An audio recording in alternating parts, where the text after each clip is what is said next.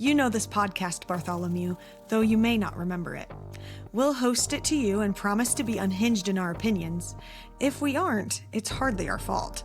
We've cultivated a community of unhinged readers, and to them, some of the wildest takes may seem mundane. Once you became a part of our Discord, where the benefits were vast and many, their voting privileges and exclusive entry to live events were aplenty.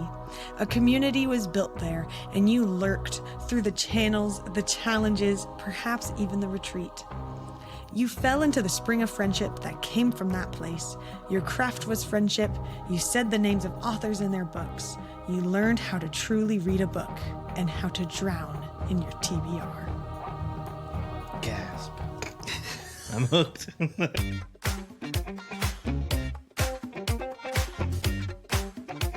Welcome back to Between Pages and Friends, a book club podcast where friends gather to read great books together.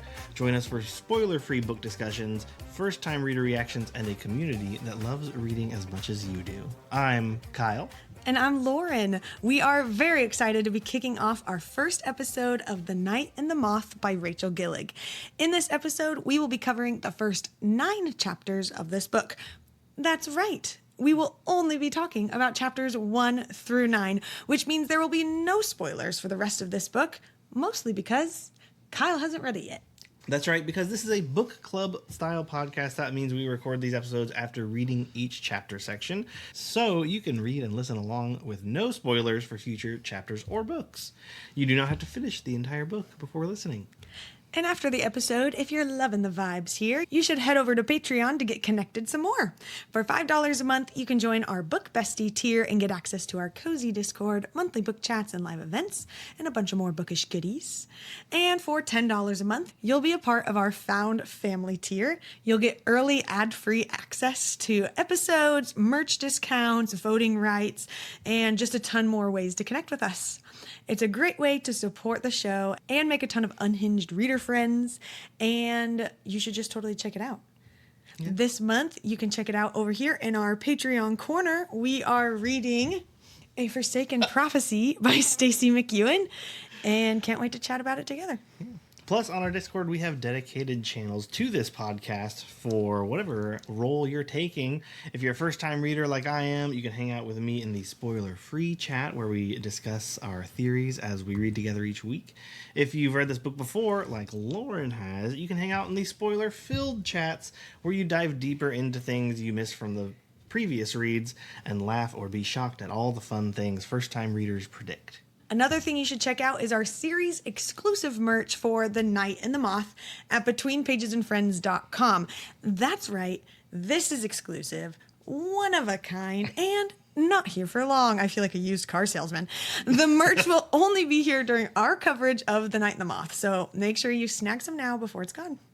And last but not least, one of the easiest things for you to do is give us a review on Apple Podcasts or Audible. It's free, it's painless, and gives us just enough validation to keep going. Just enough. Just enough. All right, before we begin talking about the book, I thought it would be fun to do like a little warm-up type thing. You know, it's been a while since we've been in improv. Been here before, all of those things. So we asked our Patreon members to submit some questions, and I printed them out and I cut them out. And I put them in this weirdly shaped vase, jar thing, whatever it is. Whatever could that have been meant to hold? I do not know. I don't know if everybody can see these. Yes. So anyways, these are our questions. And so do you want to draw or do you want me to draw? I'll let you draw. Hold it for you to draw. Okay. And we're going to answer. If you draw, am I answering? 1, 2, maybe. I think we both could. Oh, sure, whatever. I don't know. I don't know what it is. I have no idea what these questions are. There's no rules here. We make it up. Okay. If you didn't podcast about books, what would you podcast about? It's an easy one for me because I had a very, very small social media presence about video games like years before I got into podcasting about books. I quit it around college, but it's there. Everyone go deep dive, find Kyle's old playthroughs. I mean, like, I was probably like 14 when it started and very on and off into my early 20s. But one of his high school friends kept going, yeah. and it is huge. I still watch on it. the internet. He's got, I want to say, around between 1 and 2 million. I don't know how far along he On is to YouTube. 2 million. Yeah, to YouTube. And that doesn't count everywhere else. True. I don't even So. know about his everywhere else, but we were only friends, so he never showed me his everywhere else. Wow. I'm going to send him this clip. Okay. If we didn't podcast about books, what would you podcast about? I am a choir teacher by day, and I do know some other director friends who have like music related podcasts and talk about things as far as like the music world, not just like pop music, but like choral music specifically, like my nerdy niche of music. So I guess maybe that, or maybe like mom stuff, because that's pretty much all else I do. It's music and mom. Music, mom, books. Put it on a shirt. Yeah. You do a fair amount of video games too, though. Yeah, You could do your since being Stardew with Farm. you. Oh, like, but that's not a podcast. You could podcast. That's like about Twitch Stardew. streaming. That's debatably similar. We should live stream on Twitch our podcast recordings. Our And then podcast recordings. post the edited ones later. You could. And then we could also play video games on it, like Stardew. I do love some Stardew I've Valley. really been tempted to get. I've really been tempted to record our 4-year-old playing video games because she, like, apropos of nothing, will just commentate on it. Even though nobody's listening to her, she's just like in her own room all playing the things Switch. all the time. She'd be like, I'm going to do this because then this will happen. And then I'll walk over here and talk to this guy. And I was like, wow, you'd be such a good Let's Player. But I don't know if I want to sell her out this early. Well, there was one time, so like all 4 of us are playing at the same time. So we're all on like tiny little screens in the corner.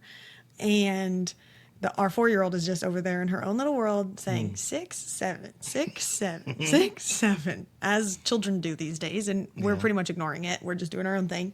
She's just making noise.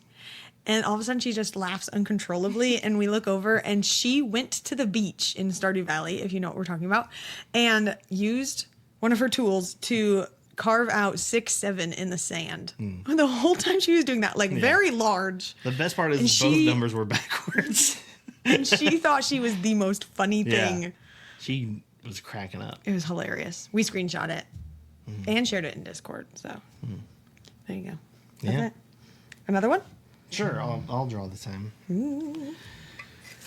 This is awkward to even reach into. I know. Okay. What is your favorite meme to use? Ooh, that's tough. I always struggle with what a meme is. I know that sounds dumb, but like, is it just like the picture ones, or is it the ones that move too? And sometimes people will send me like a whole video and they call it a meme. I feel like videos can be where memes come from, but in my opinion, pictures are where they started. GIFs are acceptable as memes. Is it GIF or GIF? Definitely GIF, because that's what the guy who invented it said. Okay, good. That's what I've always called it. I'm pretty sure I'm right, but that's me 90% of the time. So me being pretty sure that I'm right, not that I just am right 90% of the time. Well, we already know from our intro episode that you got the knave wrong. Yeah, I know. I was so disappointed in myself. But we're leaving that in the episode because I said Esquire and that was funny. True.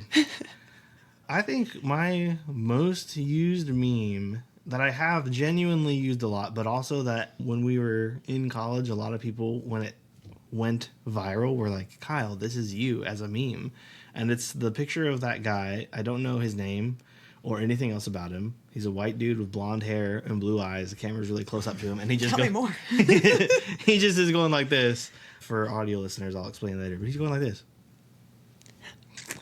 He does like a weird double take with a blink in the middle. I know exactly what like you're talking about. you do it for when someone says something like out of pocket or really weird, and you just send that reaction, and it's you being like, "What did you just say?"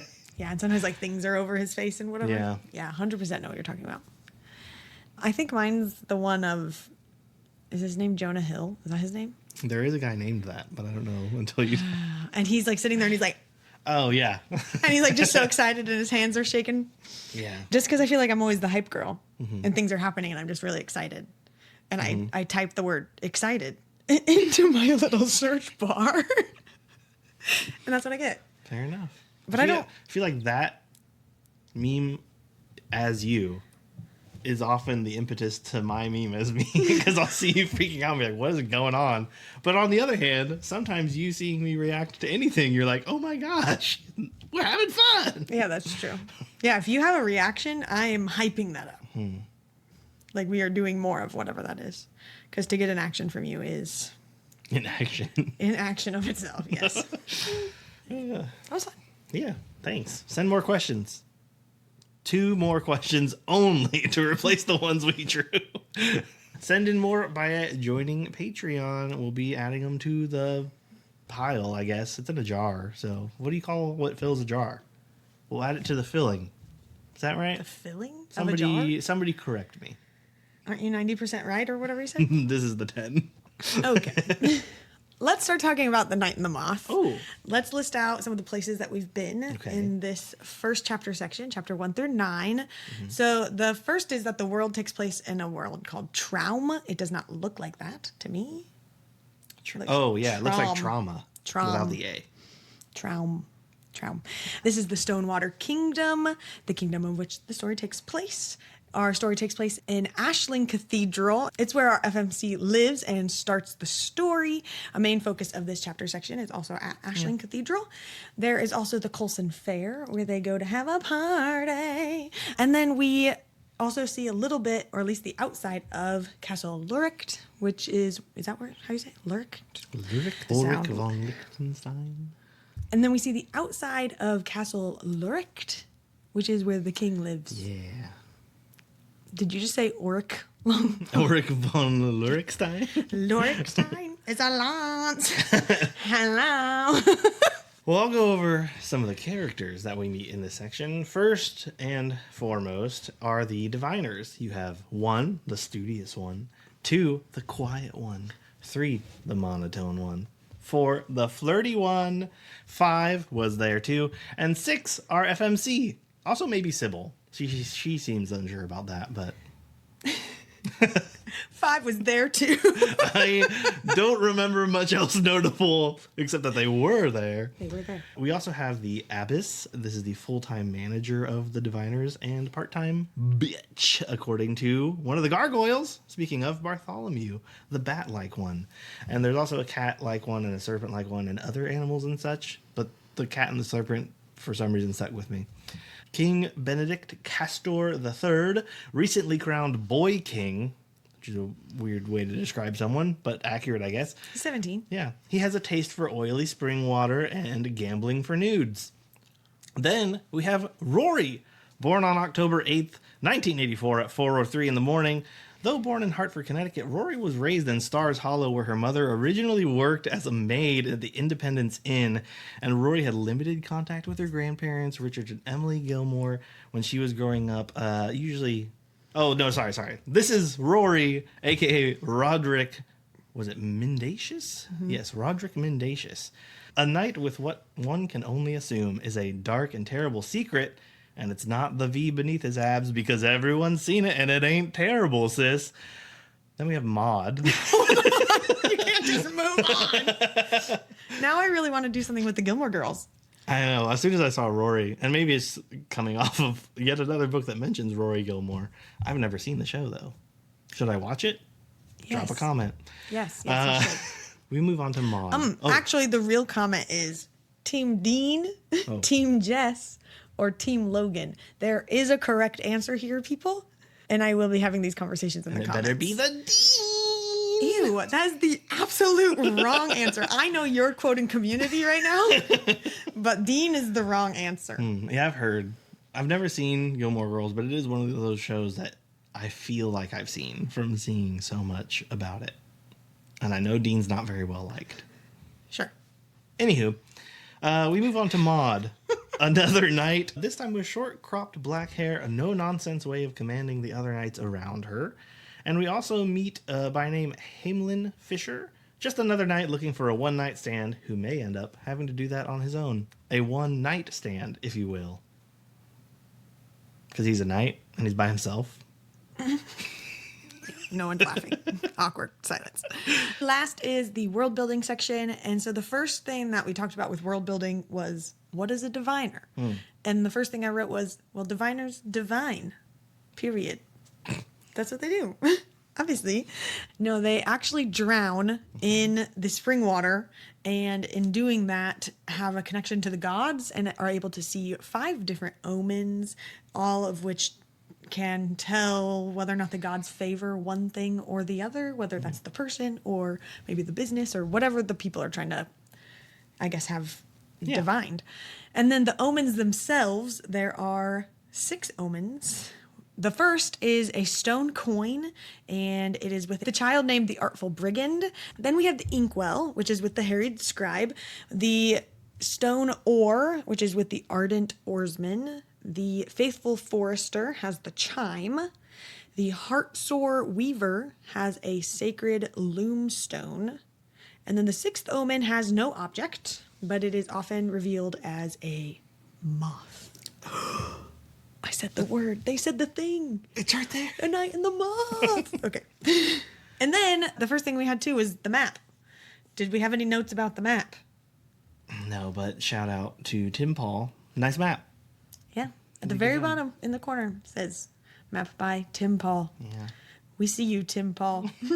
Good work. I didn't really have any notes. I guess like looking at it after I read the section, I was better able to tell where they went to Colston Fair, how they got there. Yeah, I feel like I looked at it when I started and I was like, a map. And then I read the section. Yeah. And then to come back here for the notes, I really... Yeah, which I is don't know, maybe made a connection. me when I started booking. There's a map at the front because there's so much information on the map, and then like, where are we really though? So I just start reading the story, and then I'll go back and be like, okay, I gotcha. It's a smaller world than I was picturing in my brain. Well, I think the map is just of the kingdom, like the Stonewater Kingdom. It's not all of Traum.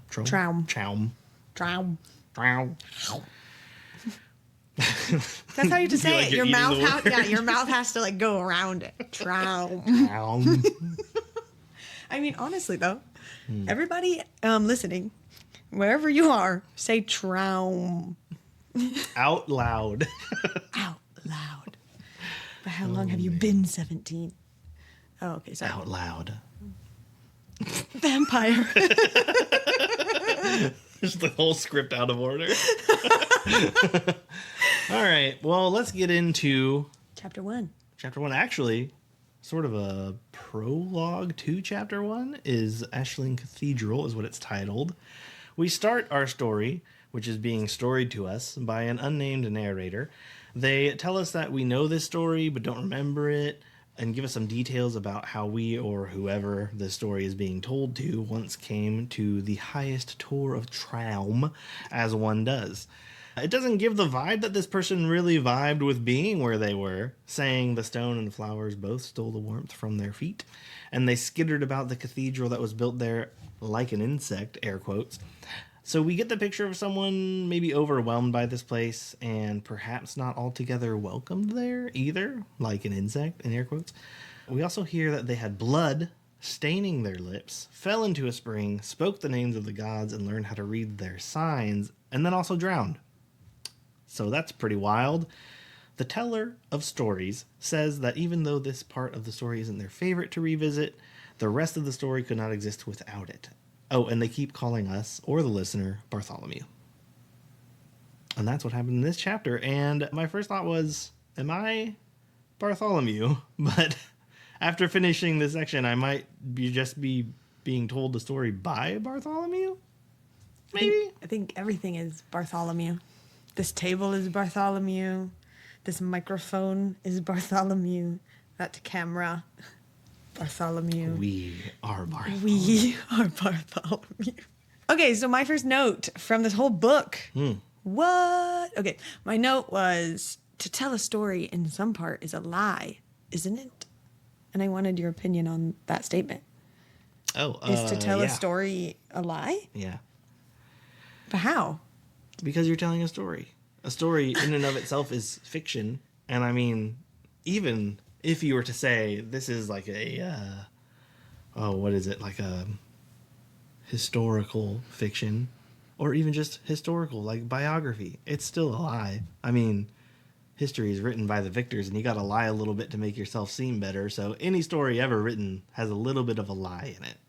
So, like, if I saw the girls doing something in our room, and I came out to tell you, Yeah. I'm lying.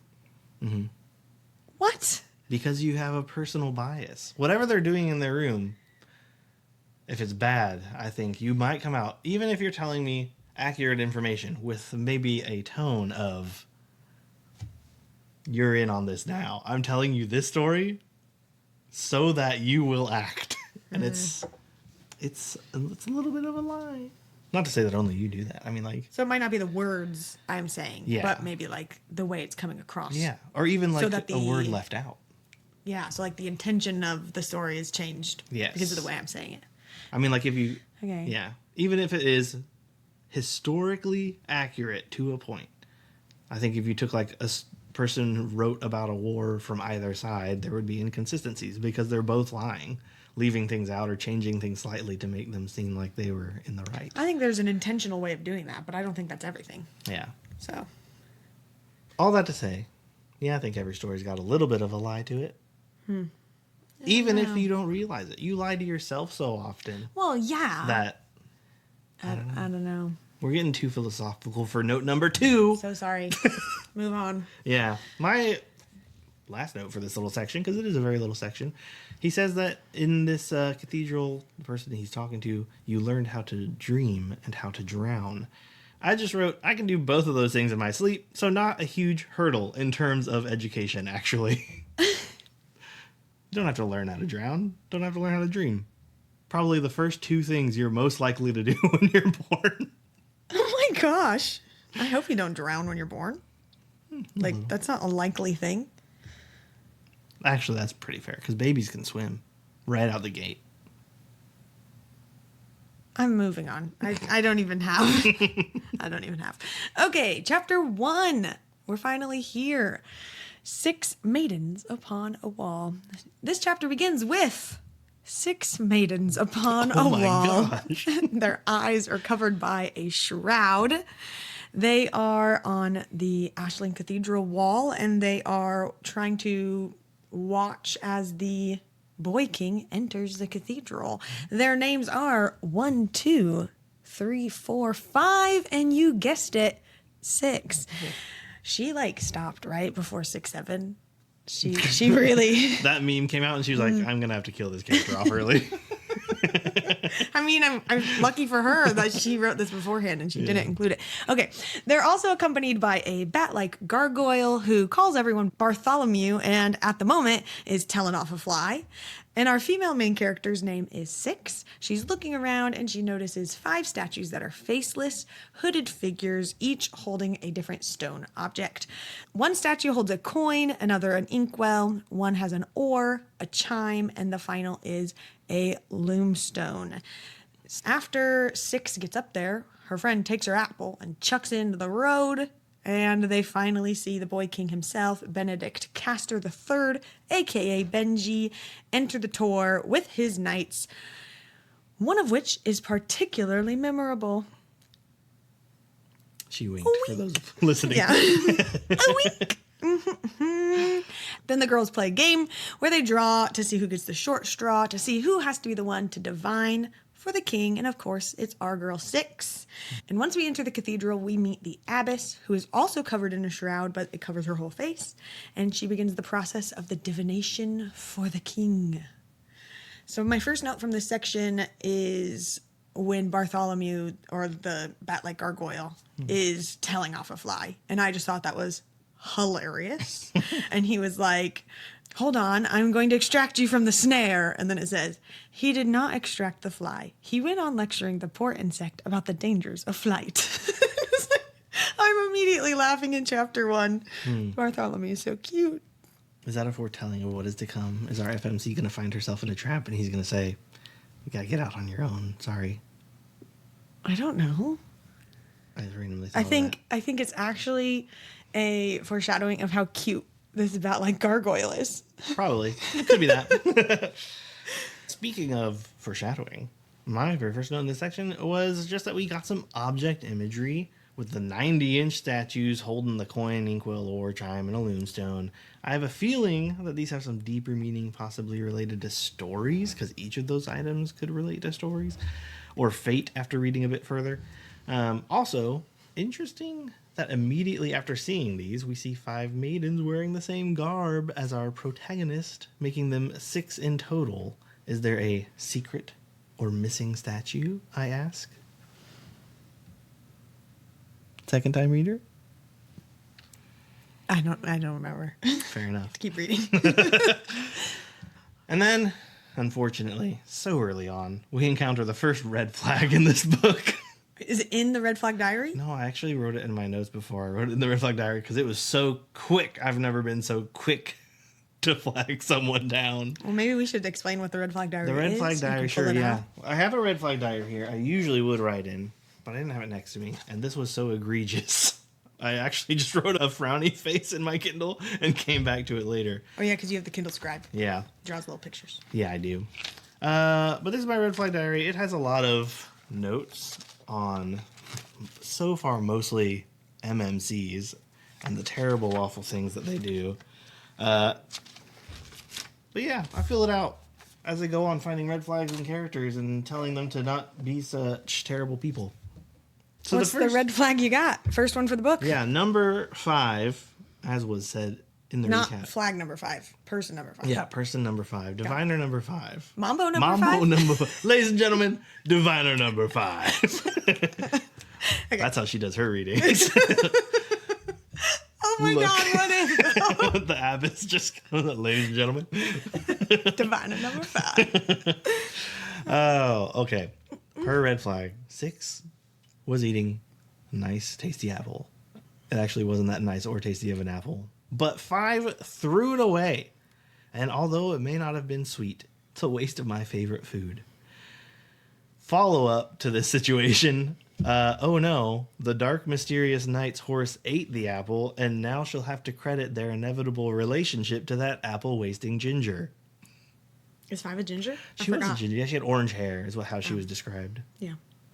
Which I think qualifies as ginger, not redhead. I wouldn't say redhead for orange hair. I would say ginger. We have one of those. What? Not a apple throwing ginger, but we have one of those people that we have to credit for us meeting. Oh. That we're like, we're like whatever about that person, but Yeah. I guess thanks to them we met. Yeah, I mean, I guess we have to credit them. Sure. Yeah. As much as we have to credit the wind that day. The wind. Wow, that brought us together? Yeah. Wow, that's deep. It was probably a lie because you're telling me that story. Yep. Okay, anyways. My next note here was that there were nearly 24 of them, bannermen and squires and knights, but no esquires. Oh, big mistake. Big You mistake. gotta bring the law with you. And then the fact that there's 23 gargoyles at Ashland Cathedral. And I knew that this story had gargoyles. Obviously, I've read it before. And that was like the one thing you knew, but I didn't know. I don't know why 23 felt like a lot. Yeah. That's like almost 24. It's like a little bit more than 22. Moving on.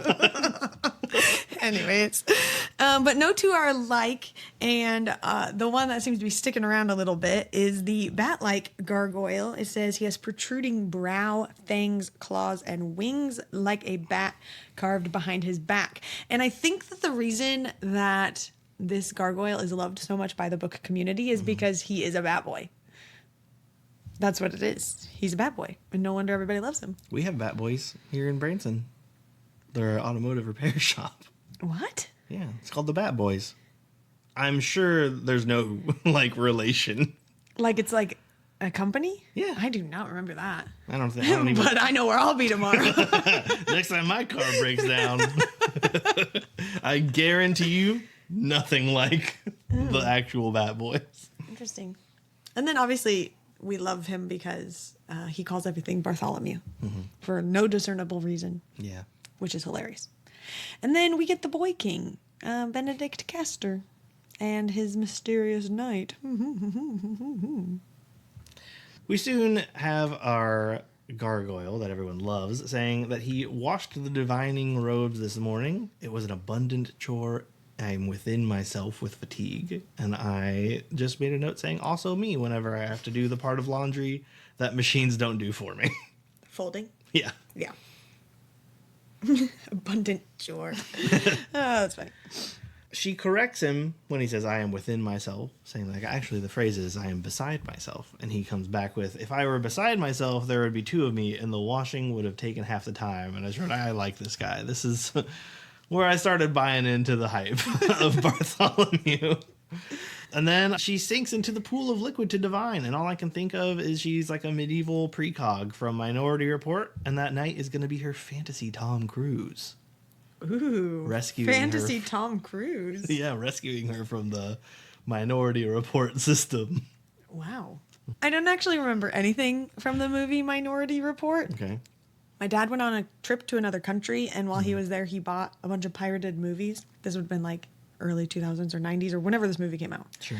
And he came home, and this was one of them. And I just remember watching it, and people kept getting up in the theater. Oh. And walking, and then they'd come back in the middle of the movie because somebody sat there in the movie and recorded it. Oh. And then that was the video that we got. Gotcha. Because it was like the movie wasn't out yet or something. So Yeah. he brought it back while Like it was not still in out the to rent theaters. or Yeah. whatever. And so it was like, that's all I remember. We talk about this Interesting. movie a lot in my family because of like that moment and like telling the story. Yeah. But I don't actually remember what the movie's about. I vaguely remember it. The only things I really remember were obviously precogs in water, wooden crime balls. Tom Cruise's eye gets replaced. I couldn't There's even something tell you about Tom Cruise something was in it. about an umbrella. I know that he like hides under an umbrella, and then like advertisements were directed. I thought that part was cool actually. Like advertisements he passed by would be like, "Hey man," and call him out by name. Be like, "Don't you need this?" I couldn't even tell you that Tom Cruise was in it. Like, You could. I mean, before this conversation. All I know is that during the movie, a lot of people had to get up to go to the bathroom or like Yeah. refill their popcorn or something. Yeah, I guess it's long. It's probably a long movie. People had to keep doing Yeah. that. Long in those days for sure. Yeah. But the last note I had for this chapter was that the sixth and final window was centered on the east wall, depicting no stone object, but rather a flower with 5 peculiar petals that, when I studied them, looked all the world like the delicate wings of a moth. And all I wrote was, "Ooh, they said the word again." And with that, we come to chapter 2, Omens. We start this chapter with King Castor cutting his hand open, blood pooling in it as he cups it and feeds it to Six, who drinks by the abbess's command. Gross? Hot? You decide. The abbess gives a brief history of the land before the divination continues, saying that Traum was full of monstrous creatures such as sprites, and an ununified attempt to fight back by the hamlets led to inevitable tragedies. Soon, Traum's residents were no less monstrous than the sprites themselves. This continued until one exceptionally purple night, 6 gods visited Traum. At the mention of this, the broody knight with religious trauma storms out. The abbess continues the story, saying a foundling child left its hamlet in search of food, but found a spring instead, and drank some of its water and was swept into a dream. When the child woke, it told stories of 6 visitors that came to its dream, bearing stone objects that each had unique power. The wielders of those objects were named omens. The objects were a stone coin, an inkwell, a stone oar, a chime, and a loomstone. These 6 omen carried no object and presented itself as a moth, and it's the most unknown of all the omens. The abbess wraps up this history lesson with a mantra of ever but visitors, which is repeated by all present, meaning the diviners which view the omens in dreams are merely visitors to the greatness of the omens. So, 6 lays down in the cold, oily water, and the abbess drowns her, commanding her to dream. She does so, sucking water into her lungs and falling into a vision where she calls out for the omens. She sees the stone coin rough side up, strike 1, an inkwell spilling out, strike 2, an oar out of the water, strike 3, a chime ringing discordantly, strike 4, and a loomstone hanging from frayed thread, strike 5. 0 out of 5 omens recommend this king, which I imagine sucks for him. As for 6, she fled in her vision from a clacking sound that drew ever closer to her as she fell into true darkness, nothingness. Then she hears the abbess call out to her, and she wakes up with a gasp back in the abbey. Yeah, so my first note is actually about whether it's hot or not. Where the quote is, "I opened my mouth and the king's blood poured over my tongue, vicious and warm. It tasted vile. Blood always did." And I think there was just like this part of me that loves vampires so much that when I started reading this section, I got really excited on both reads. And the second time I even knew this book is not about vampires, unfortunately. And I don't know, you read that and you get just like somewhat excited about them. It's not vampires, but you can always hope. There's always hope for vampires. Yeah, maybe. Always. There is another book coming out. Oh my God. Put your hopes up. Even if it's just like a passing side character. This crazy thing was happening. A vampire walked by. There's a vampire. Yeah. And then we move on. 5 stars. I had a quote here from the Abbess saying, "We know Traum and its hamlets as like our own 5 fingers." And she lists them off. Colson Fair, Hamlet of Merchants, the coin. Scholarly heart, city heart of the Seekt, I forget. Seekt. Inkwell, obviously, scholars. Fervent Peaks, Hamlet of Fishers, or, like an oar for a boat, I'm not saying or. Or. The Chiming Wood, chime, duh. And the Cliffs of Beldine, occupied by weavers, which is the Loomstone. I see later that this is literally spelled out for us, so not a huge win for me, but a win nonetheless that I got that now, but not as impressive later. So, yeah. And continuing in this lore drop, I think it's interesting how the Abbess talks about each of the omens and their names, because the Artful Brigand, who has the coin, is the child named the Artful Brigand. So it kind of changes my viewpoint on maybe how these gods look from even just the first mention of one. Yeah. And then I don't think any of the other ones have descriptions like that. I don't think so either. I think they're just named by occupations. Yeah. So there's the Ardent Oarsman, the Harried Scribe, the Faithful Forester, and the Heartsore Weaver. And then I think that's it. And then we have the 6th omen. Yeah. Which is the Moth that doesn't have a physical object. Yeah. But it does have a cool class. Why not? And not all of them are stone. Only there's stone objects. The coin and the ore are, and the Loomstone, obviously. No, there's 6 stone. Is the Inkwell or 5 stone objects. Yeah, that's what okay. Or maybe not the actual physical object, but on those statues at the beginning. Yeah, for sure, on the statues. Yeah, that's what I was thinking. Obviously. Probably lying. Yeah. Probably a lie. And then I also thought it was interesting in this little lore drop about the Abbess kind of, I don't know, not telling off the King Benedict Castor, but maybe kind of putting him in his place to be it is the omens who rule Traum and everything is under it. And just kind of that extra emphasis on those types of things that I thought was interesting, especially if, one of Benedict's or Benji's knights stormed out, having an issue with all of that. So, and they're stealing water. Oily water, too. Ew.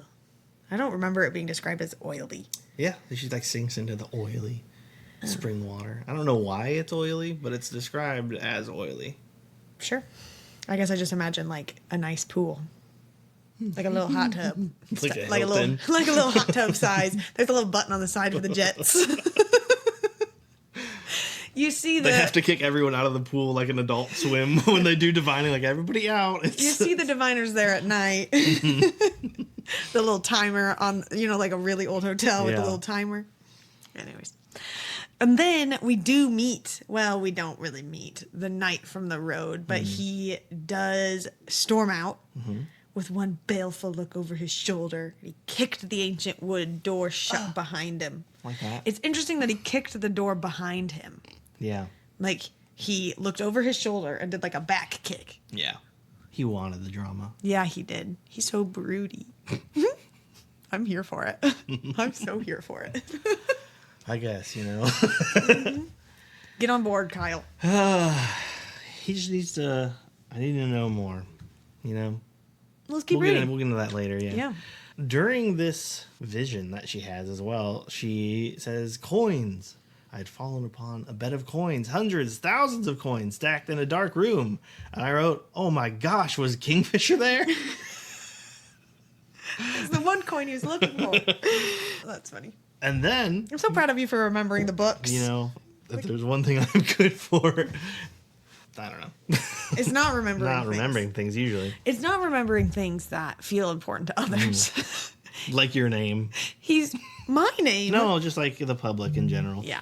It's the other random facts the world doesn't feel Yeah. like is important that Kyle knows. But that's okay. That's what makes you unique. Okay. I feel like that's a loaded thing. I don't know how to respond to that. In the next part of her vision, immediately after Kingfisher cameo, she says, I was in a new space, a dark corridor with high walls covered in paintings that no matter how hard I squinted, I could not make out. And I wrote, oh my gosh, was Farah there?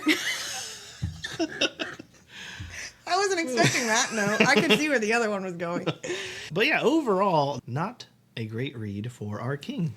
Cool. I wonder, like, they don't even discuss what kind of reads previous kings have gotten. So I don't know if, like, obviously 0 out of 5 is bad. But I wonder if other ones were like, 2 out of 5. We can live off that. Well, and who knows what they talked about after the reading. Yeah. Because they, Yeah. like, end up in the dormitory. They probably had a bunch of conversations. Who knows what was said or done. Yeah, and she was Because out. she was out, and that's the only POV we have. True, yeah. And he So- doesn't seem bothered by it. No, But he I does feel not. like he wasn't really there for that anyway, so. Well, he even said, like, or she said, you know, what are you trying to divine? And he was like, nothing. Yeah. Oh, if they favor me as a king or something like that. Yeah. Like, yeah, it didn't seem like he was there for that at all. But he did steal some water. Interesting. He did steal some water. Some water. All right, chapter 3. This is called The Foulest Night in All of Traum. I wonder who it is. We kick off this chapter like how this mysterious night kicked that door. We learn our FMC's name, Sybil Delling, and how she came to the cathedral. She was determined at one point to remember her name, but through time and through the amount of time she has drowned, it has slowly been lost to her.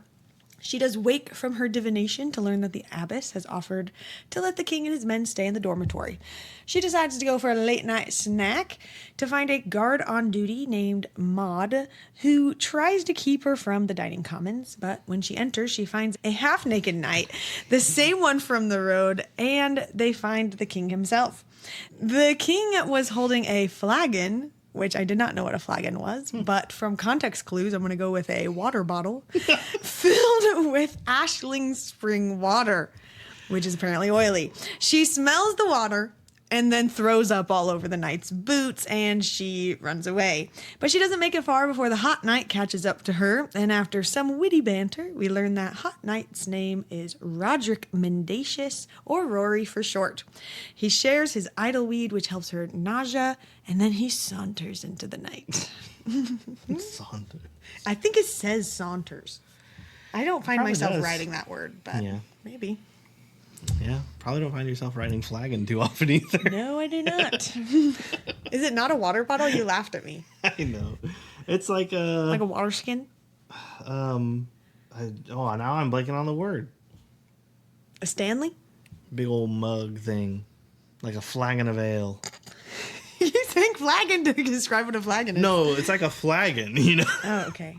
No, it's like a very tall mug sort of thing. I think sometimes it comes with little dome cap. Oh, So okay, kind like of like Lord a of the medieval Rings? Stanley. Yeah, medieval Stanley. I was thinking Medieval Stanley is like, that was an elementary project, right? Sort of like Flat Stanley. flat Stanley, but it's medieval Stanley. Yeah. And he's You made out of like wood. had to send him by snail mail only. Anyway, my very first note in this section is exactly what you said. She says, my name is Sybil Delling, by the way. And I just wrote, okay, so now I'm not being told the story by Bartholomew. So I am Bartholomew. I was still confused at this point. I get it now. Trust me. She even says in chapter 1 that he calls everything Bartholomew. I know, but you know. That's all right. I did add some fan art since we have Yeah. officially met Sybil. From my understanding from interviews with Rachel Gillig, she modeled her vision of Sybil based off of Aurora, the singer. I'm not familiar with her. I am familiar with Aurora, the Disney princess. And the Aurora Borealis. I've seen those once or twice. This is the singer Aurora. Oh. And she does all the like high pitched music. She also is the voice from Frozen 2, the that's her. Well, after Lauren showed me her entire discography, I'm familiar with Aurora now.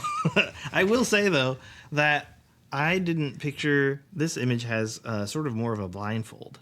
When they said shroud, I was thinking that it hung down over their face a little bit. Well, they do make the difference of their shroud and talking about their eyes, and then the abbess has one that does cover her whole face. And she, like, made that difference. Or I guess it makes sense now that they were talking about their hair. And I was thinking, like, it would be a little covered as well. Just covers their eyes. This makes more sense to me. And then also in this picture is the bat-like gargoyle, or an image of him. He's just a little guy. He's just a little guy. He is a little more creepy than I want him to be in my brain. Really? To me, he's the ones from the Hunchback of Notre Dame that just kind of like hop around. Not like this one with legs and stuff. Gotcha. To me, he This was is more giving frog. of one of the gargoyles from the hit 90s cartoon, Gargoyles. That's a deep cut. I don't know. It is a really good show, by the way. No, to me, Especially if it's you like book talk people, I think would really like it. Have to look it up. Okay. Yeah, look it up. Watch the entirety of Gargoyles. Pause this episode and come back. No, to me, it's the ones from Hunchback of Notre Dame. And they're probably going to break out into song. They might. That'd be great. My next little note, after we meet Sybil, is divination takes away the pain of the unknown. Knowing if you are headed for something good or ill-fated is like peering into the future. Just a quote from how they see divination. I don't see how divination takes away the pain of the unknown. You haven't truly seen the future. You've just been given sort of an interpretation of something that might mean anything. Before, you didn't know what would happen, and afterward, you still don't. Except now you've been given something to fear or hope for. Calling an omen good or bad doesn't, like, strike me as just making it so. I feel like it gives uncertainty a shape and might convince you that you understand it. But that, in my opinion, is more often than not that just makes you make worse decisions on how to live. Because you've, like, convinced yourself the outcome won't change regardless of what you do. That goes for all fortune telling, I guess. Like, if you think you know the future, like if someone told me the way you die is you get hit by a train, then I would be like, so I can do pretty much anything because I know I'm going to die by train.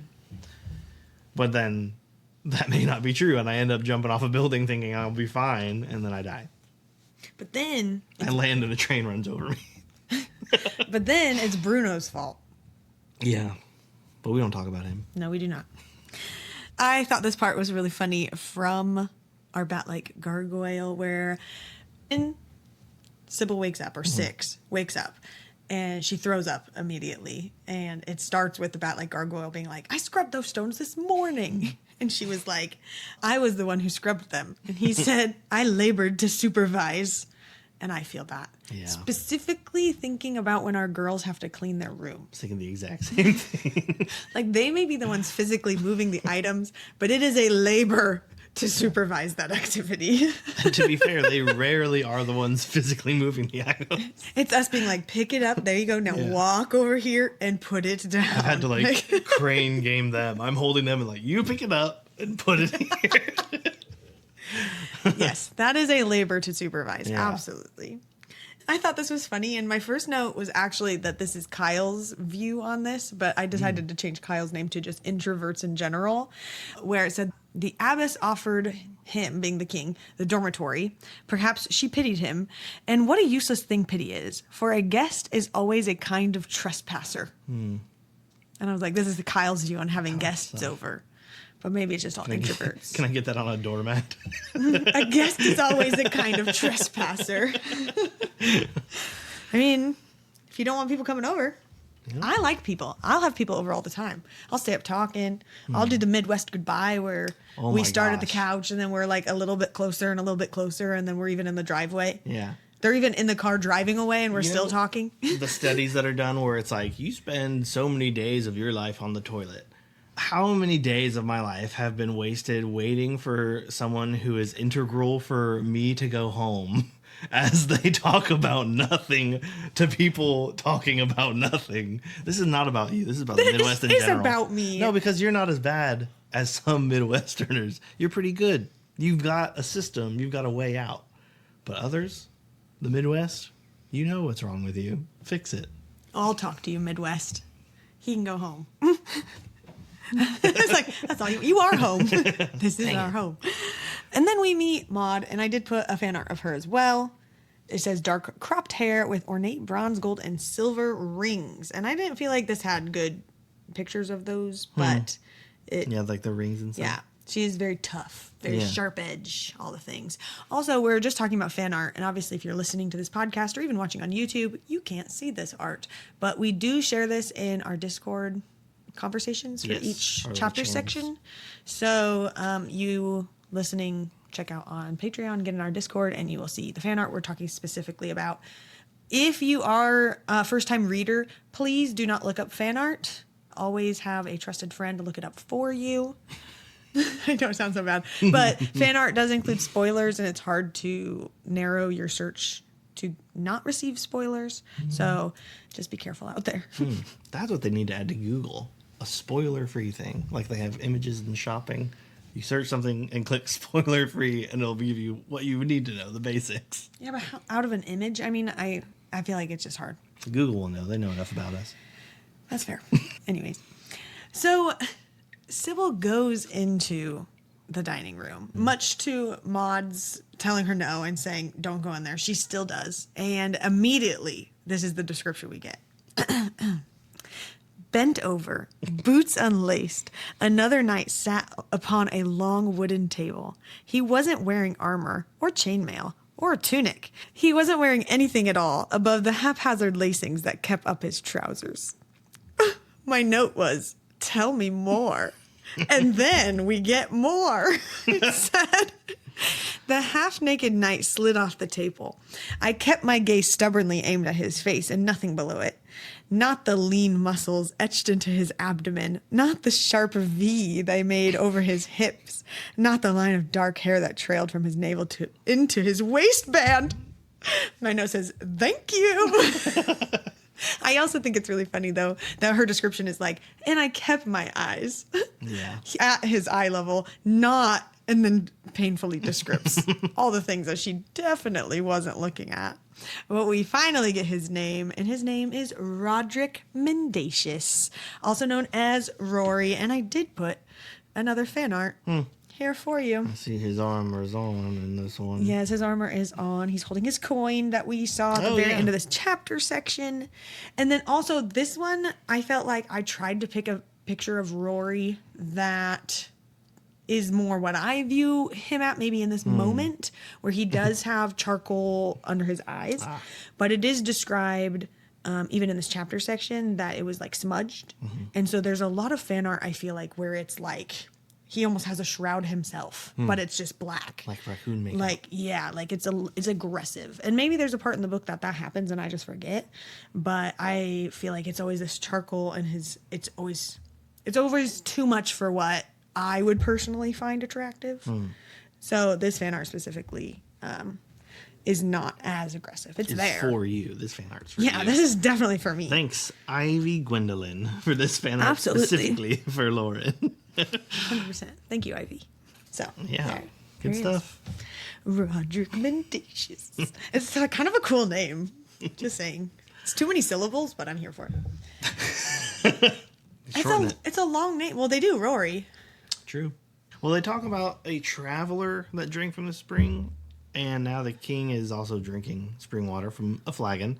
But as far as we know, it kind of seems like the drinking of blood is also important. That seemed to be like a major part of the ceremony.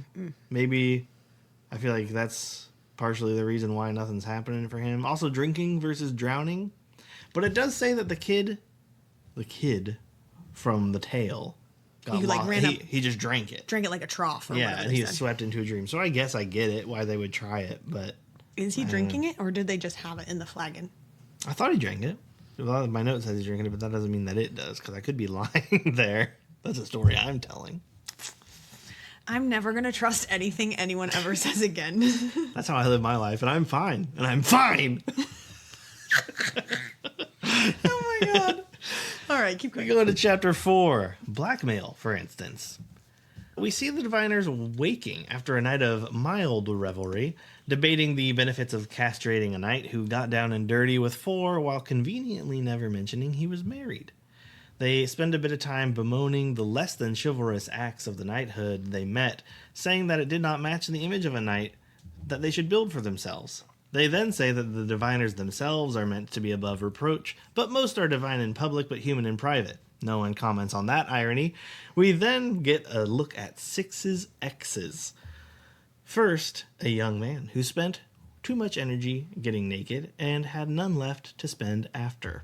Second, a woman who worked wonders beyond the border, but crossed the line of trying to take Six's shroud off. Thirdly, a knight that was rugged and respectful, but saw her as a task to be completed and couldn't even complete her. Just before Six can divulge how her night with her bore of a night went, the abbess enters and stops all reminiscing aside from the 5 bad portents the king received in Six's dream. We get another mantra of the abbey, swords and armor are nothing to stone, which, I mean, sure. Six is bothered by the memory of Rory telling her she knows nothing of the real world, which ends up pushing her to ask some of the other diviners to help her sneak out. And they all love the break in her character from teacher's favorite to baby rebel. They plan to take one of the Abbey's gargoyles with them for safety, and Six says she has someone else in mind. Six goes to recruit the king and his knighthood to their cause, using the fact that she will withhold the information about them stealing some spring water to drink as payment for said escort service. After some verbal acrobatics and a threat of chisel to face, a feline gargoyle shows up to de-escalate the situation by its intimidating presence. Six leaves with no agreement to the escort, and she is chiseling away at stone while venting to the bat-like gargoyle Bartholomew when she learns that the king and his knights have already left the premises. She spends half her day stoneworking, the other half divining and vomiting, and when she is finally done, however, she finds a bundle of blunts with a note from Rory telling her to be ready at nightfall. Ooh, he's already given her gifts. Yeah. It was also around this chapter that I registered the land of Traum's name being 1 letter short of trauma. And that's the whole note, really, for now. There's no deeper meaning to that. Just interesting to me. All right. I would have never registered that. I just kept saying Traum. We also learned in this chapter that the diviners have a 10-year contract. Service, service with the cathedral or with the abbess. And we just learned that there's 10 years. And at some point later, we learned that that was near the end of that. And it's here that we get the official time where somebody asks how much longer. And 5 says 2 months thereabouts. But 2 corrects. It is 49 days. So all that we read for the rest of this chapter section with them disappearing and all the things, 49 days is all they had left. Yeah. Before the drama. Dun, dun, dun. So that was interesting. And then I really, when you're reading a new book, let's get into it. When you're reading a new book, you want to have hope for liking all the characters, but there have been FMCs and MMCs you just don't vibe with or you just don't like. And so, the jury is still out, I guess, on Six or Sybil. And it was when she held up her hammer and chisel to Rory and just kind of told him what's what and held her ground and all the things. I was like, okay, she's a good one. I'm going to really like her. This is the moment. This is where it starts. I mean, Rory just had to walk in the room. So maybe that's just not fair. The bar's pretty low for... Yeah. Definitely not fair. Yeah. But they both, in the first 3 or 4 chapters. Yeah. Good job. Just goes to show women still have to work twice as hard to impress other women than men do. Or at least for Lauren. That makes me sound awful. That makes me sound so bad. Kidding. But he's really hot. Oh, man. We listen and we don't judge. Thank you.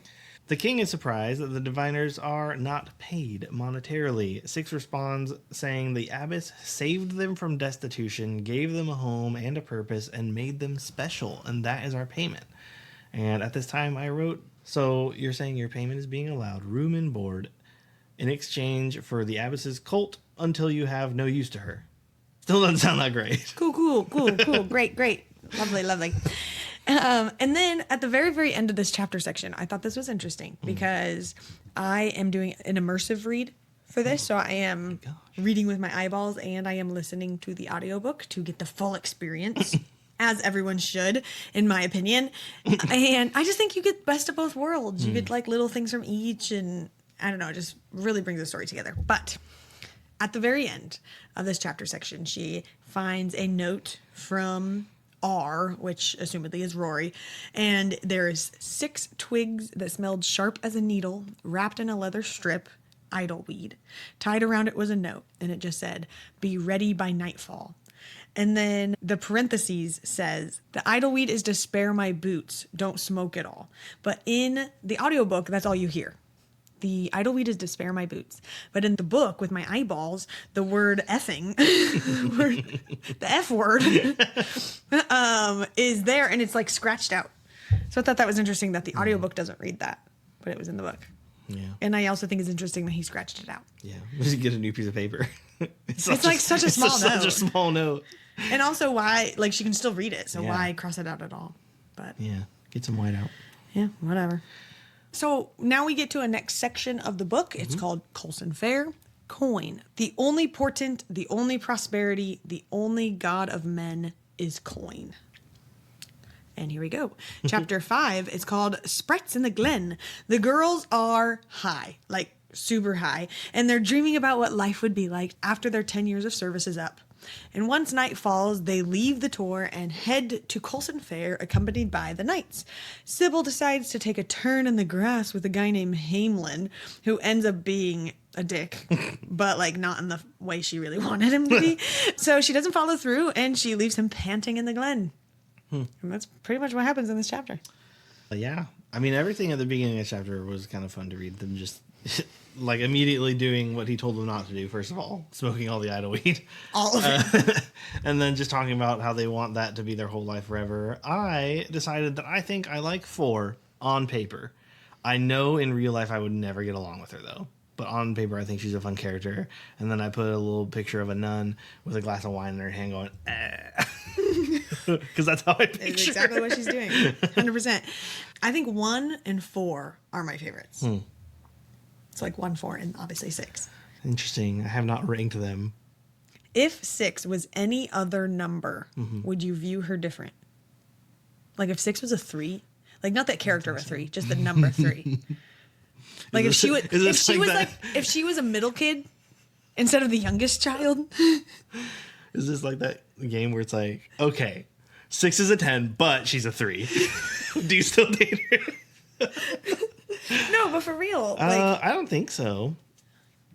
Because see, like 5 is my favorite number. And so I think if she was 5, I would be like, oh my God, my favorite number. And like love her immediately.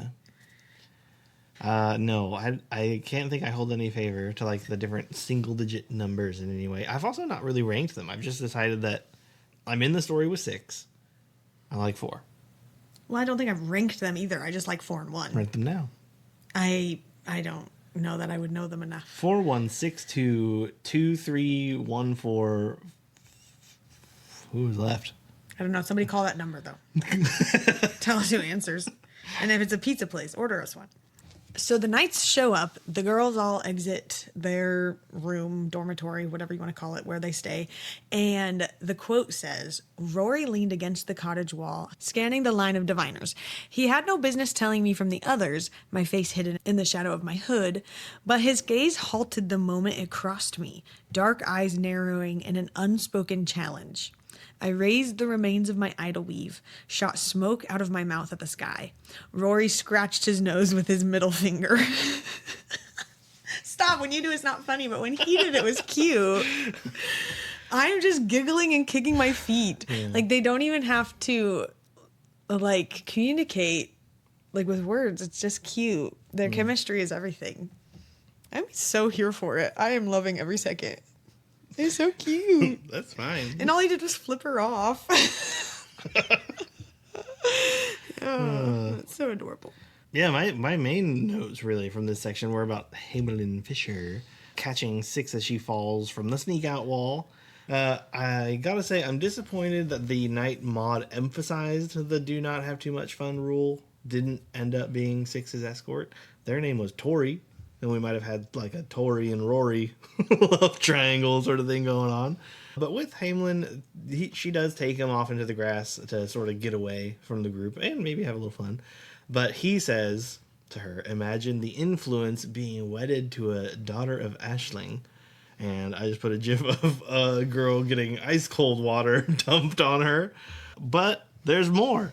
He follows shortly after saying, sorry, I'm overwhelmed. No one back home in the peaks is going to believe I effed a diviner. So I put another gif of a girl getting obliterated by a bucket of water falling on her because I feel like it was just one hit after the other with Hamelin talking and not stopping when he should have like 3 sentences ago. But I guess Six lucked out that she didn't have to deal with that any longer. He revealed himself in time to be like, yeah. Before he revealed himself. Yeah. All right, chapter 6. Chapter 6. Hit me as hard as you can. I wasn't going to actually hit you, and then you... I knew you were going to do something. I know. Are you okay? Yeah, it's just my hand. Against your hand. I'm sorry. Oh, I don't know what that's from. Not you. It's from me! Oh. Okay, sorry. I don't normally hit my husband. Chapter 6. They arrive at Coulson Fair, a bustling merchant town so busy, the sound of coins landing, being traded, and jingling in pockets and purses is heard in every direction. Six gets a little attitude from a shopkeep simply by asking them if they make their wares themselves, and shortly after, the shopkeep realizes she's a diviner and grabs her arms and tries to beg her to stay and sponsor their shop with a blessing or an endorsement or anything. Rory shows up and threatens to take either the shopkeep's hands or throat, leaving it up to Six. She calls him a brute for even suggesting it, and he says he was just joking the whole time, which everyone agrees is hilarious and acceptable for a person involved in law enforcement to do. Just kidding. Six and probably the shopkeep didn't think it was funny. Rory leaves the merchant, crying with one more threat, and berates Six for being without her knight. But with the air of it being more of a disapproval of said knight's dereliction of duty than anything on her end. On cue, her knight, Hamelin, shows up and immediately hides from the group, ashamed of both his inability to follow orders and please a woman. Soon, we find the knights and other diviners dancing near a pyre. They all get to actually let loose a little, free of the worries of the abbey. Six sees Rory smile for realsies with his knight buddies, and her little heart does a jig of its own. But before she can even process that, the king asks her for a dance. He says he'd love to explain his motives behind stealing the spring water, but she would have to see it to believe it, which is a weird thing to say. She says he should worry about the ill portents she saw for him, and he laughs in a way that is also weird and concerning. He then cuts off the conversation by offering her a game, a challenge to Rory. They chant for a challenge against his craft, which is tradition in Traum, as everyone works tirelessly at their craft, and to be challenged to prove it and lose would make them a total loser. A loser who has to do whatever the challenger says. If they win, though, the challenger must get naked and run around. Benji ends up challenging Rory at one of his crafts, his craft of war. The diviners get 3 attempts to knock him off his feet. One kicks him, one the diviner, one kicks him, in an injury Six informs her of, making him think twice about their ability to knock him down. Kind of leaves him a little bit breathless. 4 comes and kisses him, hoping to make him think twice about her, but it doesn't really take. Finally, 6, absolutely jacked from stonework, comes and lifts him off the ground and tackles him. Amazing. Absolutely amazing. When Hamelin shows up, it was the first note I sort of put in here. When he shows up, I forget which one of the divine. Oh, one does. One, the diviner. Calls him and says, "There you are." That was a quick roll in the grass. And I just wrote, "Ha! Got him." He's embarrassed. You got him. Good one. He's embarrassed. Yeah. I also like 4 more and more. I even told Lauren this like in person before we did any of the recording, but on paper still don't think I get along with her, but I like how she keeps calling them shrews. It feels like a Renaissance version of her being like betches. She's like, "Come on, shrews." Yeah, listen up, shrews. We talk about whatever. Yeah It's very funny. Okay, so maybe this is a me thing, but like I am confused. And so the quote here says, The ale was crudely warm, slightly sour, but its effects was acute enough. I drank deeply, and the tingle began in my stomach, my teeth, my lips. It felt better than being kissed by Hamelin. And I spent a long time trying to figure out how she felt it in her teeth. Is that weird? That feels weird. Kind of. I mean, do you not feel In things my in your teeth? teeth? Like temperature-wise, even? I mean, I know if you feel but it too not much. like a it's- drink. Like, yeah, when like food gets stuck in your teeth, but not like just taking a drink and you feel the tingle in your teeth. I don't know. I don't know about that one. This might be a strong tingle. Maybe Rattles I just the teeth. haven't had good ale. They didn't have dental care, maybe. I don't know. We are going to the Renaissance Fair, True. so maybe I need a find flagon, Give, a real give strong my wife ale. an ale that'll tingle their teeth. a big flagon, a Renaissance Stanley, filled with teeth tingling ale. That's what I'm going to get at the Ren Fair. That's like an independent brew. I wouldn't be surprised to see it any of like the stores here in the Teeth Ozarks. tingling? Teeth tingling ale. It's going to be like moonshine, Yeah. made from my Got backyard. like an old guy with a prospector hat and his teeth are wobbling on the Yep. label. 100%. Come visit the Ozarks. It's great. Okay, so Rory does, you said this in your recap, but Rory does kind of, not like look down on Six necessarily for not having her escort, but more like at her escort, it's himself, Hamelin, for not being with her. And then the next we see Hamelin with a shiny new bruise on his jaw that had not been there when she was kissing him. Rory! I just love him. He totally did that. He just did. Then we learn about this challenge him at his craft thing. This is like a lore for the world. It is a thing in Traum. Everybody has a craft, and it could be of combat, wits, or handiness. And then you get challenged by that. It's like a duel or a test of that skill, and you kind of have to like out-test them or out-merit them and whatever.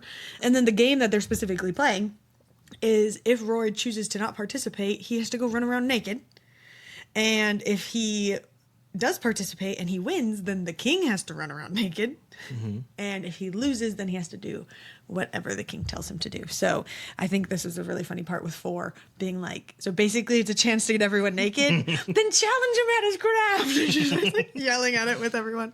I just think it's very, very funny. Yeah. But during the challenge, the king is picking each of the diviners to come and like actually do their test, I guess, with Rory.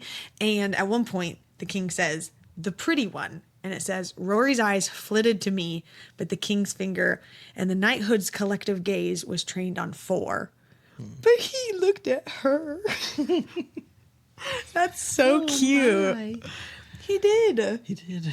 He flitted. He flitted right to her. But 4's the pretty one, so. Yeah.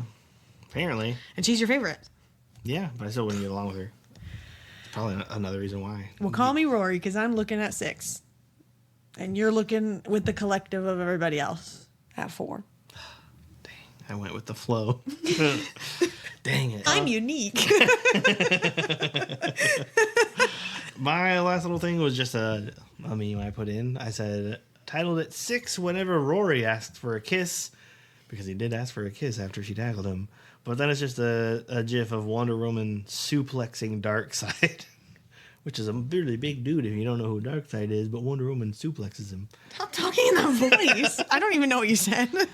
Darkseid's a big dude. We'll put it in the Discord too. Who Darkseid is? Yeah. Wonder Woman's neck in this is wild. Yeah. That's a wild gif. I didn't pay attention to her neck. I was mostly paying attention to the earth But, like- crumbling under him. It is weird, though. Anyways, I have a question. 6 does come like and straight up pick Yeah. up and tackle Rory, which is Yeah. impressive I have a question. and kind of hot. If, Okay.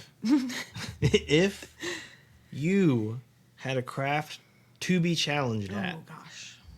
what do you think you would be like? Because Rory had 3 that they listed. They just chose. No, I think those are just like the 3 in general. Oh, okay. I thought those That's were how 3 I that took he it. had. But maybe not. Every person in Hamlet has a craft, be it combat or wits or handiness. A challenge to one's craft is a kind of duel or a test. That's the quote. So to me, it's Yeah, but he listed that everyone has. He listed his actual ones because he listed war as one of Rory's. I thought. Yeah, I just assume that's combat. Either way, Yeah. what would yours that you'd be like? I could handle a challenge to my craft. I think to a general public of people, I could handle a craft of music, but I do know my own abilities because those who can't do teach, and I am a choir teacher, and I do play piano somewhat well and sing somewhat well, but I know I'm not the best. I don't know. Fourth wing trivia. I know a lot of that. Yeah, I was just curious. What is yours? 'Cause it's got to be wits, just like in general. No. Well, maybe, I guess. But I can be flustered sometimes a little too easily for that. But I would say maybe cooking. I could bake up something. If someone, I think, challenged me to baking, and it was like a good setup. Well, guess what? Bobby Flay is in the other room. He doesn't bake. He cooks. Yeah, I would win, I guess. I guess Bobby Flay's getting naked. Stick around. Whoa. Wow, this took a turn. If you're not watching on YouTube, what are you doing? Everyone's like changing. Mom, come here. Who's a famous baker? There's a lot of famous, I mean, like a lot of people on the cooking channel do also bake very well. Yeah. But most of the Pioneer woman. Honestly, yeah, she's good baking. But most of, I feel like the bakers that I see on cooking channels are never on competition style stuff. It's always like a documentary about what's happening in their bakery. Because you have the Great British Bake Off. Well, we're not counting Britain. There's an American one now. There's also, is it cake? Does that count as a baking competition? That's They're more of a baking. decoration competition. But they have to bake the cake they do because have it to does bake the get cake. judged on their taste as Yeah, well. yeah. I've seen all the seasons. I could not survive Lego Masters. I do not have that craft. Those guys are insane. What's your craft? That's your community question. That's your comment warm-up. your craft this time. What is your craft? Maybe somebody's just crafting. That's cheating. Okay, just kidding. All right, chapter 7. This chapter is called The Moth. So when Rory loses his challenge, he has to do whatever the king tells him. And the result of that is that he now has to get his divination by one of the diviners, and it ends up being Six. So it's early morning when they arrive back at the cathedral, and Six is determined to do the divination for Rory. After waking the bat-like gargoyle, she enters the water to divine. The divination, though, is like no other because instead of seeing the 5 omens, she sees the moth, the harbinger of death. In fact, it lands on her face as her shroud falls away, and she looks through its wings to see the cathedral and 6 gods, 5 of which are holding omens. She also sees diviners, distorted and crying out in agony. Basically, it's just a really bad dream, and it probably doesn't mean anything for our hot knight Rory. Unfortunately, when she wakes up, he's already gone, and she never tells him about the divination.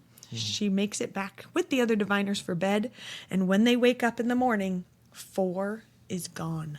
No. Not your favorite. On paper. Why do you keep saying that? Maybe she's great in person, too. I don't know. Never met her. Never You're will, 'cause you're she's into gone. some extroverts. She's gone. You're into one extrovert, I hope. Yeah. Okay, good. Yeah, you're right. You're allowed in the bubble. Nice. Very early in this chapter, they wake Bartholomew to help out with the divination, and he says, "I've yet to comprehend why you've roused me so early, Bartholomew. You know I treasure my sleep, and if I am rude the day through for exhaustion, I will not answer for it." And I wrote, same. I feel that deeply. You say something like that to our kids when they wake you up, but it's not usually in that tone of voice. Yeah. Go back to bed. We have a system in our house. They have a little night light that changes colors. And during night, it's purple. It changes to like a nice sky blue in the morning when it's like, hey, you're awake and that's okay. Please stay in your room. And then about 30 minutes later, it'll change to green, which is like, hey, we're probably awake now and it's totally fine to wake us up. 99% of the time, one of them will come out and wake me up and say, "Our light's still blue." And I'm like, please go back. We had so many good days. But Yeah. all in all, it's not a big deal. But Next time you need to say, I've yet to comprehend why you roused me so early, Bartholomew. See what they say? Yeah, and I think what will really help it sink in is if I dress like a scary gargoyle and they come to my room and are like, I do not comprehend why you have roused me, and they just run back to bed. And they probably won't do it for a few days at least. No, that would not Faye be would it. probably stay. She would love it. Yeah, she's feral. In the best way. We love her so much. Yes. So they're going to do the divination, and this is the first time Six has done it without the abbess, and she's only doing it with the one gargoyle. I think when she did it for the king earlier, she had like 6 surrounding her and stuff. So she's just doing it with the bat-like gargoyle. And he asks her about the abbess's absence. That was really hard to say. And when she's like, no, we're not doing it with her, whatever, this is what Bartholomew says. He says, just as well, sometimes, Bartholomew, I think her quite the bitch. Gargoyle! I'm simply saying what is on my heart. Who would fault me for that? I was like, I could never fault you for that. You are perfect. He's just so cute, and he's the best, and he tells it as it is. Yeah. For my next note, if you've not seen the show Community, you're not going to get this, but bear with me. If you haven't seen the show Community, please stop this episode. Go watch all 5 seasons. Yeah. No, 6 seasons. Oh, yeah, no, 6 seasons. We're waiting on Go movie. watch all 6 seasons and then come back. Okay, continue. All right. Six is talking to Bartholomew. He's asking her all sorts of questions about why this is happening. So Bartholomew is talking, saying, I will tell you the story I know someday, Bartholomew. Would that we were living one of your tales instead. Would that things were different for you and me. And I just included the gif of the dean from Community with his hoodie over his head saying, would that this hoodie were a time hoodie. Which, if you get it, you get it. Oh, you did his voice really well, too. Thank you. As I strive to be like the dean. All right. There's a lot of layers to that. There's a lot of layers, yeah. Six is asking for Rory to provide a bit of blood for the divination to be done appropriately. And he sort of just calls it out as a performance. He's like, surely that's just performative and not nearly needed. And she says, if it means something to me, then it's not a performance. And I just wanted to point out what a good line this is. Like, I do enjoy her self-awareness and confidence in the way she presents herself and her needs to others. Because, yeah, if you feel like you need something to get something done, then that is not a performance. But it's such a succinct and nice line. Very clearly put. Yeah. Nice. Well, she finally starts the divination, and when she is in there, she's in total darkness until there's a fluttering on delicate wing, and it makes no sounds or the faintest whisper, and it ends up swooping down, and it is a moth, pale and delicate, and then without sound, it lands on the bridge of her nose, and it is climbing until it stood over the shroud, and eventually the shroud like disappears, and it is only the moth. And so I went to find some art of this so that you could see, because I have seen this art before as well. So it is just the moth over her eyes, which is pretty cool, pretty neat. I would not allow this. A moth on your eyes? No. Yeah, me either. But They're them and butterflies. Nice to look at from a distance. When they get up close, you don't like butterflies? I said from a distance. But a butterfly on your nose with a little proboscis flicking your eyelashes. I'm so sorry. What did you just say? Proboscis. Whatever. That little curly nose they reach out and get nectar with. All right. I don't know. We went to the butterfly palace. And I learned so much. But there were butterflies there that touched us. Yeah, but they weren't on my face. They're on my... Next time. And then, yeah, she goes back to her cottage. She goes to sleep, and when they wake up, she feels like she could tell the room wasn't as vibrant as it was before because 4 was gone. Yeah. What is your initial feeling when you read that? It's actually, I think, my first note of the next chapter. Oh no, 4's missing. I liked her on paper. I think for me it was just like, oh crap, this is happening. Yeah. Like something's going down. Because so far it's just been like, oh, this is interesting world building and kind of a cute story. And then I thought maybe I will say my first initial thing was she's gone. and it wasn't that big of a deal. Because to me, it seemed like, well, out of anyone to sneak out and do more partying, it'd be her, which I think was planned because it wasn't until like another one went missing where I was like, oh, okay, so it wasn't just her on her own leaving. Oh, okay, yeah. It's like all of a sudden now this is a serial event going on, so. What kind of cereal? Not a fun one. One of the adult ones. Oh. I mean, it's fun Raisin to Bran? read about, but it's not fun for being involved in it. I stand by Raisin Bran. It was just the first adult cereal I could think of. It's a good cereal. That and the Special K with strawberries is good. All right. Comment your favorite adult cereal. Comment your favorite cereal in general. We're asking for a lot of comments. Yeah, we are. That's okay. Let's go to chapter 8. Gone. 6 is seen wondering why 4 would leave without some sort of communication to her or the others. She finds the other diviners in their room fighting over whether or not she would have, some saying she followed the knights, others saying she would never leave without letting them know. They agree to go out and search for her to make sure she's all right, and when they try to leave, they find their door locked from the outside. And in the morning, 2 was gone as well. The next day, during 6's work dreaming for paying visitors, she's too distracted by the thoughts of 4 and 2 having gone missing to focus on much else. She confesses her dreaming for Rory without the abyss to the abyss and having dreamed of a moth and a vivid traum behind it, or beyond it. This turns the conversation to a quiet scolding, and the abbess says she has sent gargoyles to search for the missing diviners, but that brings little solace to 6. She also says the lock on the diviner's cottage will keep them safe, and 6 doesn't buy it as 2 vanished from within the cottage just last night. It doesn't stop 3 from vanishing either. 6 resolves to sneak out herself, tricking her bat-like gargoyle companion into leaving her alone so she can jump the wall. She does escape, but is quickly caught up to by the aforementioned gargoyle, sick with worry for her.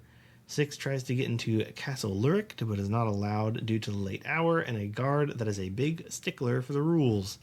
And unfortunately, a diviner and a gargoyle draw attention in public, and a few drunks approach. And unfortunately for the drunks, a gargoyle's arm is much stronger than theirs is, and they end up with a broken bone or two, which leads to 6 and Bartholomew running from the scene of the crime. When they return, 5 is gone.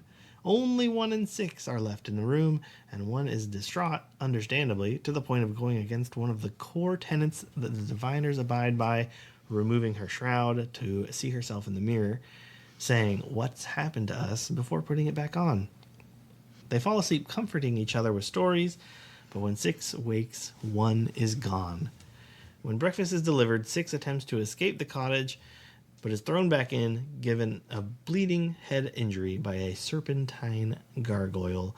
When night falls, she feels too tired to even think when a shadowy object flies into her room through the iron bars as a man steps in and catches it, and he turns around to reveal it's Rory.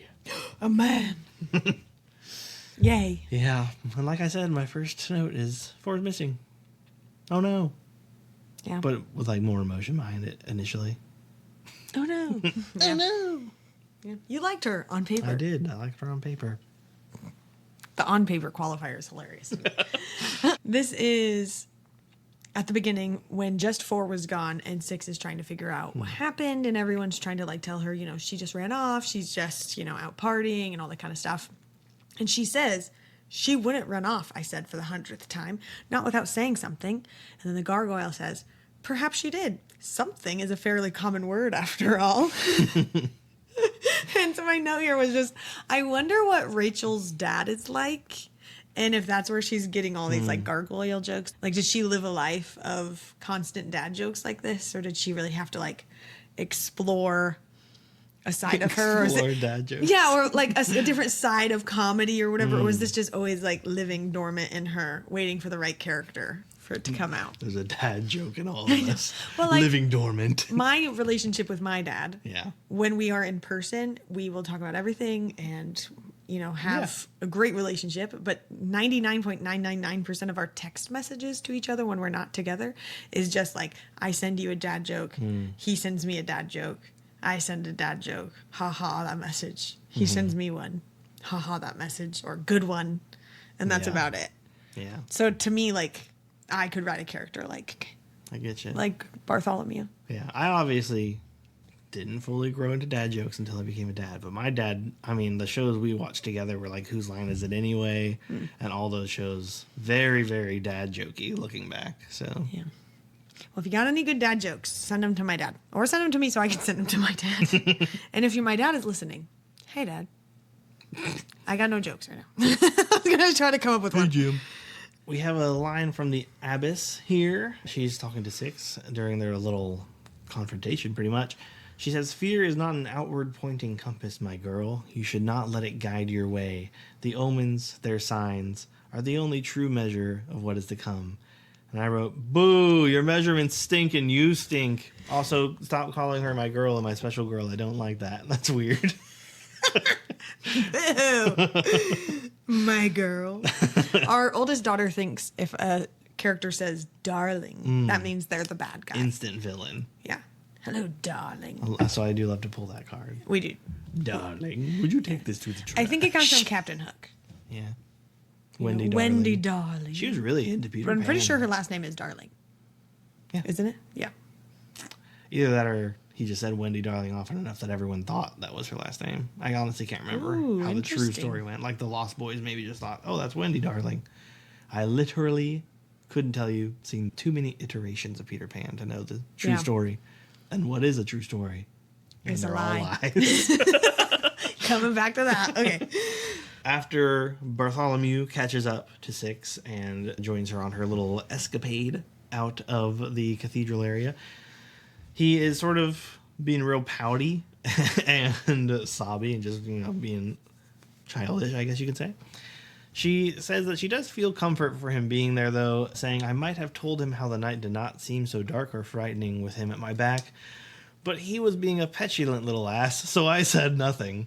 And I just wrote, "This is Lauren after I take a joke too far, but we're still stuck in the car for a few hours, so she just turns to look out her window and ignore me." That does happen. Then we get to this little object coming through her iron bars at night as she's all alone. Everyone else has disappeared. The shadow belonged to an object. I couldn't make it out, only that it was small. A stone, perhaps. Then, gods, I was losing my mind, because the object began to fall, and a moment later, as if the iron bars blocking my window were nothing but a suggestion, a man stepped into the room and caught it. And my only note here was, I swear to the omens, if this is yet another Shadow Daddy, I will walk away. I'm here for Shadow Daddy. I know you are. You always are.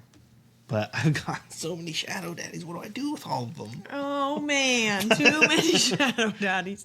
No, I know. You're over that trope. Yeah. So, are you okay now that you know that it's not? Yeah. I'm better now. That's good. There was a moment. I was real worried. All right, chapter 9. Time to go, diviner. A hot new bombshell enters the villa. The hot knight Rory enters the diviner's cottage to see why Six was at the castle the day before. He sees how Six has been treated and the fact that the others are missing and decides to take her away from the cathedral. Six has nothing to her name except for her hammers and her chisel, which aren't really hers either, but they leave to go get her tools from the tool shed.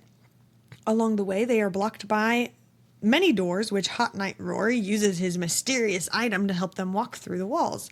Of course, this is no easy getaway, as they are quickly caught by the bat-like gargoyle, who makes enough noise that the abbess and more gargoyles find them. The abbess tries to gaslight Six into staying. When she ultimately can't, she commands the gargoyles to kill our Hot Knight and to bring Six back by force. Of course, Hot Knight Rory won't have that, so he uses his cool, mysterious item to explode a gargoyle and fight his way out. The mysterious item finds its way close enough to Six that she recognizes it from the omen, the coin from her divinations. They escape and run off into the night, but not before the bat-like gargoyle convinces them to let him follow and leave the cathedral with them. Nice. Chapter 9. Yeah, I am pretty happy with his item-based Danny Phantom ability, and I should have trusted Rachel, and I'm sorry I didn't. This is my formal apology for the Shadow Daddy comment. But at least it was pretty quick. It going was. from chapter 8 to Yeah, chapter I 9. was like, thank goodness. Yeah.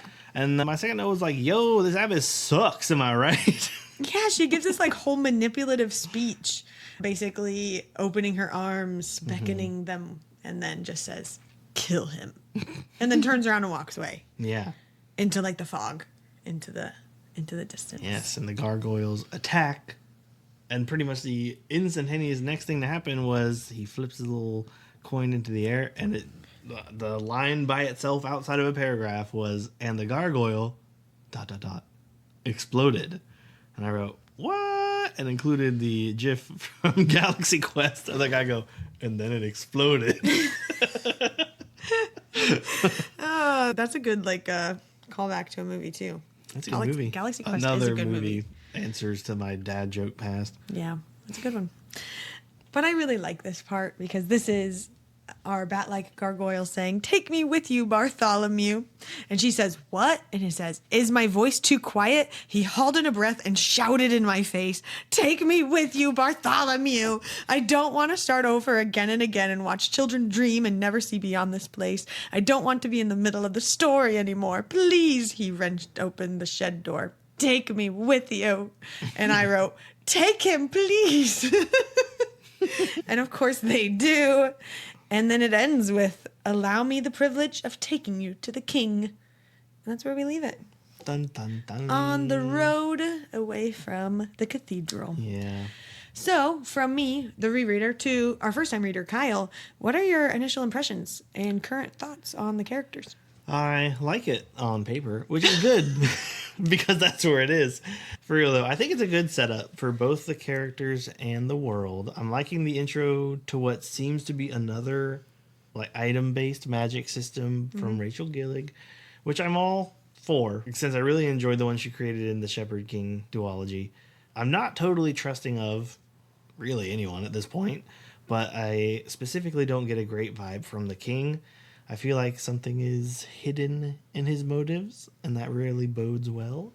Rory is okay for right now, but pretty basic brooding male in shining armor for me. I'm sure he'll be a little bit more understood in depth soon, but he's hitting one or two notes. I need not the full octave. I need an octave. All right, so what are your thoughts and theories for what's to come? I would like to think, with the pace of the book so far, that we'll be visiting a lot more of the lands, seeing more of the omens and their items and abilities. I would think it would be interesting to see if Six finds out more about her past, because she brought that up briefly, just not knowing or remembering who she was in terms of her family. Maybe living relatives there to shock and surprise her. Same for any of the diviners, really. I feel like Bartholomew is going to act as a sort of emotional anchor for both the characters and the reader. He swings wildly between calm and the chaos and chaos and the calm. And I think that might be the foil needed to bring some heavy reality checks when needed. All right. Okay, well, I guess we'll find out if any of your thoughts and theories are correct. Next in the podcast episode, we would go to our cry counter. So if this is your first time listening to Between Pages and Friends, the cry counter is exactly what it sounds like. It's where we count how many times we cry, and you win if you cry. If you cry a lot. Oh. That's pretty much it. I didn't know it was a competition. I have to try harder. So it's fun if you read along to count how many times you cry. We can all share. But with our move into this new podcast space, I really searched to try to find a physical cry counter for us to keep track of. And I had a really hard time finding anything that kind of fit what I was going for. So I actually found a scoreboard from Etsy that fit, but then that fit the idea of what I was going for, but then it didn't fit my bookshelf. So it is here. It's just precariously leaning against the bookshelf. So this is the official cry count scoreboard right here. Whoa. Oh. This is our cry count scoreboard that has our two little colors. Kyle is green and I'm this orangey red color. And then every week that we cry, every day that we cry, every moment that we cry, we will keep track. And so it will always be back here on the shelf in the exact spot. So if you ever need a quick check where we are, I'll probably be here by the end of this, and you will probably be here. you will probably be maybe 1. I'm going to guess 1. That's my guess for you. You think this book is going to cause a tear?